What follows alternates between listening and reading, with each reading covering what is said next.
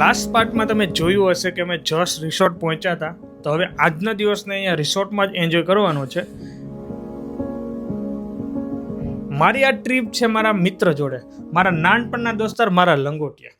વર્ષમાં એકવાર તો એમની સાથે અવશ્ય જવું, જેથી કરીને જૂની યાદો તાજા થઈ જાય અને અત્યારની જે મેમરી હોય ને એ સ્ટોર થઈ જાય, જેથી કરીને આવનારા સમયમાં અનેરો આનંદ લઈશું. અને આયંશભાઈને તો અહીંયા પાણીમાં તો બહુ ગમે, તો બધાના ફોટોઝ ને ક્લિક કર્યા, રીલ્સ બનાવી, જોરદાર મસ્ત વાઇબ્સ હતી. એટમોસ્ફિયર બી એક નંબર હતું, વેધર બી જબરદસ્ત હતું, બધું સુટેબલ હતું અને ફૂલ એન્જોય હતી.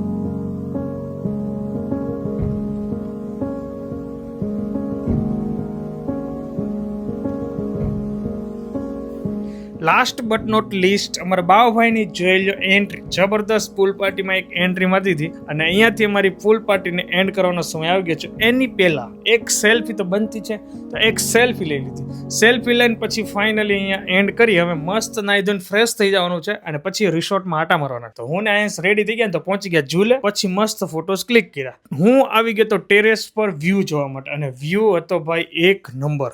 Look at the view.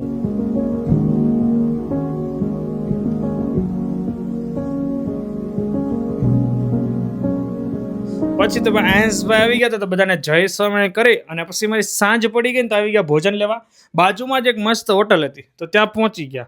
Order આપી દીધો તો આવી ગયા અમારા પ્લેન ઢોસા બચ્ચા માટે. અમારા માટેથી પંજાબી સબ્જી હતી અને મસ્ત રોટલી. જોરદાર ફૂલ આનંદ લીધો. ભોજન હતું એક નંબર. હવે ત્યાંથી પછી મુખવાસ ખાઈને પાછા બહાર આવ્યા ને તો ભાઈ આયંશભાઈ ડીજે સાથે તાલ છે તાલ. અને અહીંયા આ લેડીઝ લોકો બધા બચ્ચાની વેઇટ કરતા હતા કે માછલી સાથેથી રમીને પછી આ થાકે ને તો આપણે પાછા રિસોર્ટ. અને શિવાંશે કઈ ખાધું નતું, હું એના માટે બર્ગર ઓર્ડર કરવા માટે આવી ગયો. કાલે છે ઇન્ડિપેન્ડન્ટ ડે, તો એક નંબર ડેકોરેશન કર્યું હતું. આવી ગયા બર્ગર લઈને તો ભાઈ બર્ગર ખાઈ રહ્યો છે અને અમે લેટ નાઇટ સુધી જો અહીંયા એક મસ્ત વાતો કરી, મસ્તી કરી. બચ્ચાને તો ઓર મજા આવી ને અમને તો નેક્સ્ટ લેવલ મજા કરી. આયંશભાઈ રહેતા નતો તો આવી ગયા બેક ટુ રૂમ. તો એને ચાવી છે ને કચરાના ડબ્બામાં નાખી દીધી. અમે ગોતીને થાકી. અડધી કલાક તો એમાં જ ગઈ. આ લોકોને બાય કરીને હવે અમે બધા ભાઈબંધો નીચે બેસીશું. કેટલા વાગ્યા સુધી બેસીશું ખબર નહીં, પણ નેક્સ્ટ પાર્ટ જો ફૂલ મજા કરશું.